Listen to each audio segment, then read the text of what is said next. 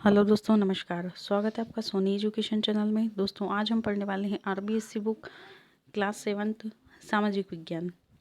इसमें हम पढ़ेंगे आज अध्याय 15 बृहत्तर भारत।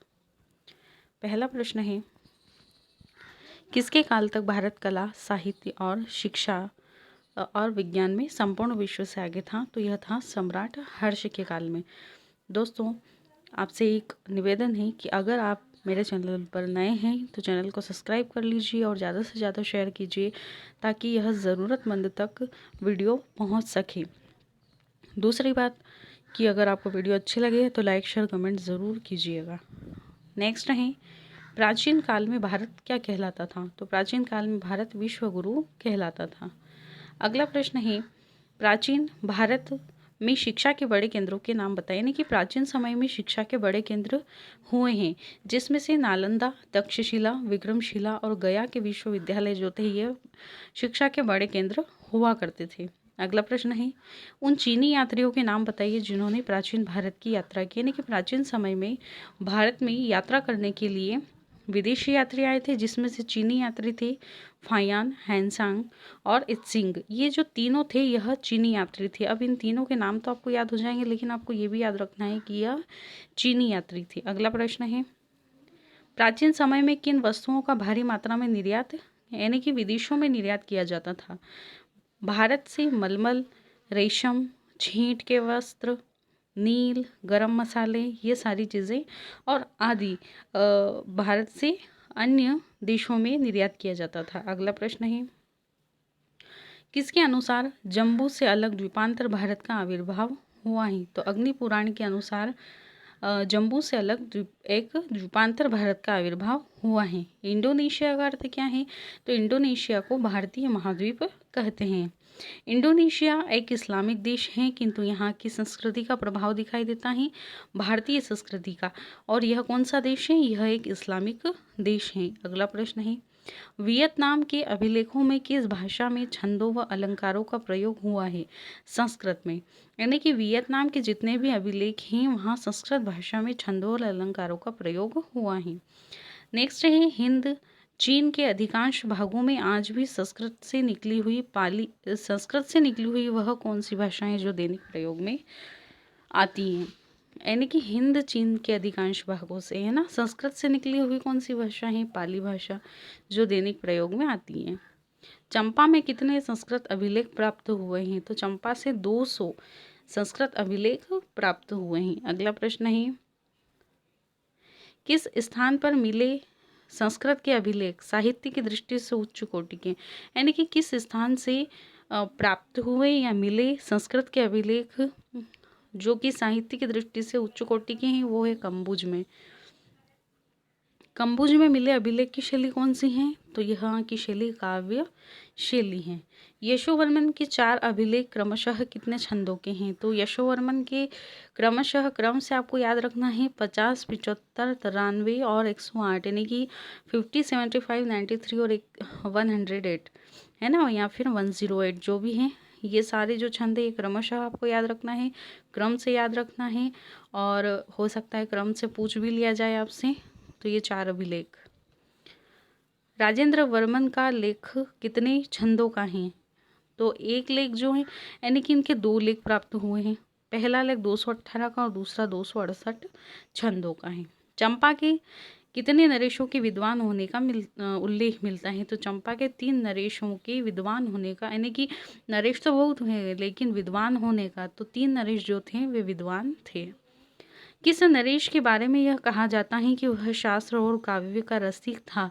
कंबुज नरेश यशोवर्मन।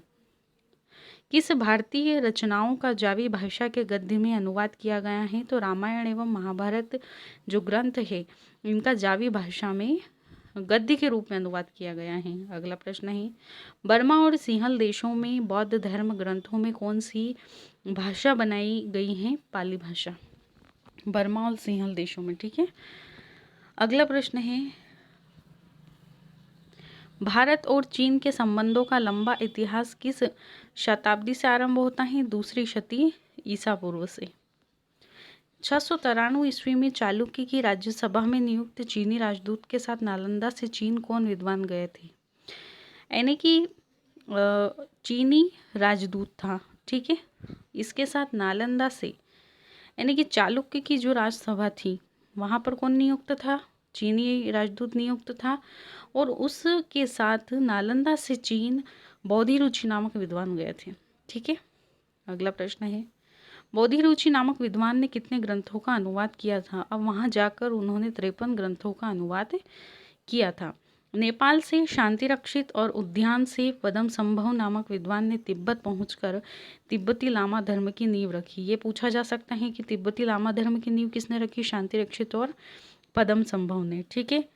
शांति रक्षित कहाँ से गए थे? नेपाल से। और उद्यान से कौन गए थे? पदम संभव। कहाँ गए थे? ये तिब्बत गए थे। तिब्बत जाकर क्या किया था? तिब्बती लामा धर्म की नींव रखी थी। अगला प्रश्न, प्राचीन समय में बर्मा और शाम में किस धर्म की प्रधानता थी? तो बौद्ध धर्म की प्रधानता थी। अगला प्रश्न है, जावा की सबसे लोकप्रिय मूर्ति कौन सी है? भटार गुरु। भटार गुरु जो मूर्ति है वह जावा की सबसे लोकप्रिय मूर्ति है। कुछ लोग भटार गुरु की मूर्ति को किसका प्रतीक मानते हैं? तो यह मानते हैं ऋषि अगस्त्य की का प्रतीक मानते हैं। राजा इंद्रवर्मन के गुरु कौन थे? तो राजा इंद्रवर्मन के गुरु शिव सोम थे। राजा यशोवर्मन ने कम्बुज में कितने आश्रम स्थापित किए थे? तो इन्होंने 100 आश्रम स्थापित किए थे।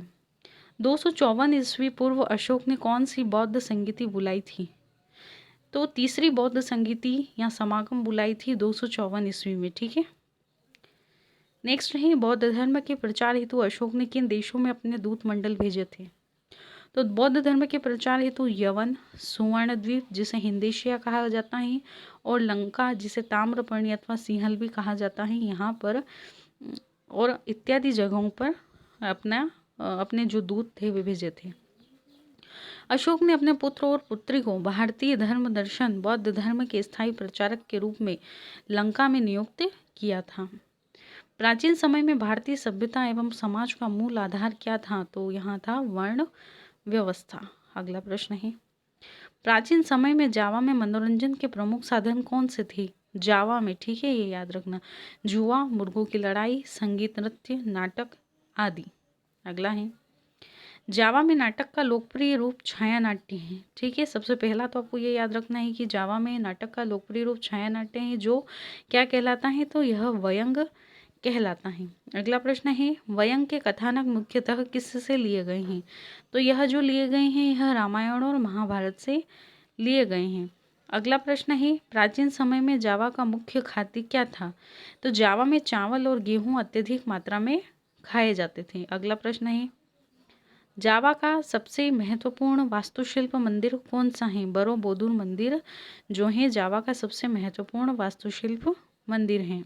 अगला प्रश्न है, बरोबुदुर मंदिर का निर्माण किसके संरक्षण में हुआ था? 750 से 850 ईस्वी के बीच शैलेंद्रों के संरक्षण में, यानी कि बरोबुदुर मंदिर का निर्माण शैलेंद्रों के संरक्षण में हुआ था। बरोबुदुर मंदिर में कितनी मंजिलें हैं? तो यहाँ पर 9 मंजिलें हैं। दोस्तों, हमेशा लगता है कि इतने डीप में या ऐसे क्वेश्चन नहीं पूछे जाएंगे, लेकिन मैंने जो प्रीवियस ईयर के क्वेश्चन की वीडियो अपलोड कर रखी हैं, अगर आप चाहें तो चैनल पर जाकर देख सकते हो, और मैं उसकी प्लेलिस्ट भी बना दूँगी। तो अभी तो हाल फिलहाल मैंने 1-2 वीडियो उसकी कंप्लीट की हैं, तो आप चाहें तो उसे देख सकते हैं जाकर। और भी मैं वीडियो अपलोड करूँगी उनकी। तो उसके अंदर रणकपुर का और इस तरीके के जो क्वेश्चन है उसमें मंजिलों का और दरवाज़ों का, खम्भों का, इस तरीके से क्वेश्चन पूछे गए हैं प्रीवियस ईयर के। तो हमें ये सारे ही देखना है। अगला है, बरोबुदुर मंदिर के बरामदे में बनी मूर्तियों की कुल श्रृंखलाएं कितनी है? तो 11 श्रृंखला, यानी कि मूर्तियों की पंक्तियों की श्रृंखला 11 है, ठीक है। अब यहाँ जो बनी हुई मूर्तियों की पंक्तियों की 11 श्रृंखलाएं हैं, तो इसमें कितनी मूर्तियां हैं? तो 11 श्रृंखलाओं में 1500 मूर्तियां हैं। नेक्स्ट है, जावा के मंदिर बरोबुदुर बाद किस अन्य प्रसिद्ध मंदिर का यानी कि जावा की प्रसिद्ध मंदिर बरोबुदुर जो मंदिर है वह प्रथम स्थान पर आता है और प्रसिद्ध मंदिर माना जाता है। तो इसके बाद किस अन्य प्रसिद्ध मंदिर का स्थान आता है? तो लारो जंगरंग मंदिर का स्थान आता है। अगला है, जावा की मूर्तिकला के सुंदरतम नमूनों में मानी जाने वाली स्वतंत्र मूर्तियां कौन सी हैं? तो जावा की मूर्तिकला में बरोबुदुर की बुद्ध मूर्तियां और मेनदूत की बोधिसत्व की मूर्तियां हैं। अगला है, लावा का लारो जंगरंग मंदिर कहाँ स्थित है? यहाँ तो यह था प्रबंधन की घाटी में, और यहाँ जावा आएगा। ठीक है। लारो जंगरंग मंदिर में कितने मुख्य मंदिर हैं? 8। लारो जंगरंग मंदिर में किसकी मूर्ति प्रतिष्ठित है? तो यहाँ शिव की मूर्ति प्रतिष्ठित है। ठीक है। इस मंदिर के उत्तर के और दक्षिण के मंदिर में किसकी मूर्ति है? यानी कि लारो जंगरंग मंदिर जो है उसके उत्तर के मंदिर में विष्णु की मूर्ति है और दक्षिण के मंदिर में ब्रह्मा की मूर्ति स्थापित है।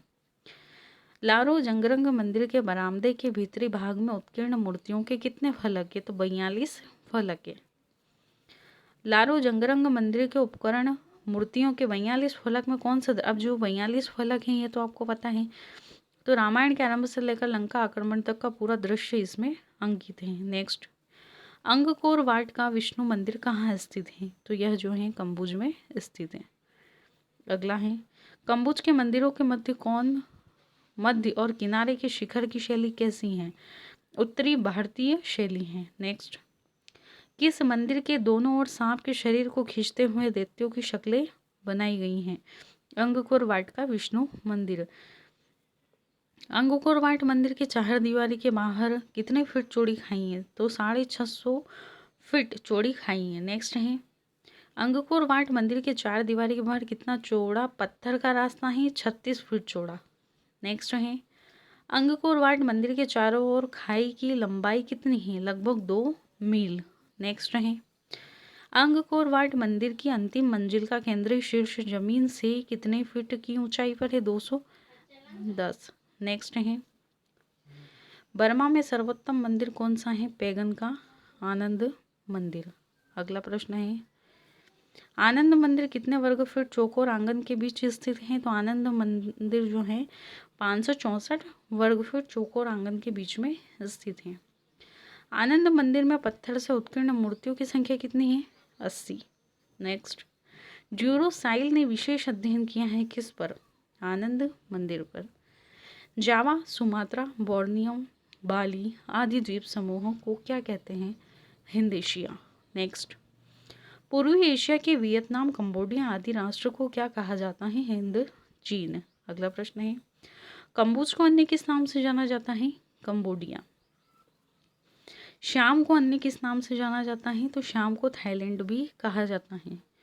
चंपा को अन्नाम के नाम से भी जाना जाता है और बर्मा को अन्य म्यांमार के नाम से भी, यानी कि म्यांमार को बर्मा भी कहा जाता है। यह आपका आज का चैप्टर कंप्लीट हो चुका है। मुझे उम्मीद है कि आपको ये वीडियो पसंद आई होगी। आगे भी इसी प्रकार की वीडियो आप तक लाती रहूँगी। वीडियो अच्छी लगी हो तो लाइक शेयर कमेंट ज़रूर कीजिएगा। चैनल को सब्सक्राइब कर लीजिए और ज़्यादा से ज़्यादा शेयर कीजिए। धन्यवाद।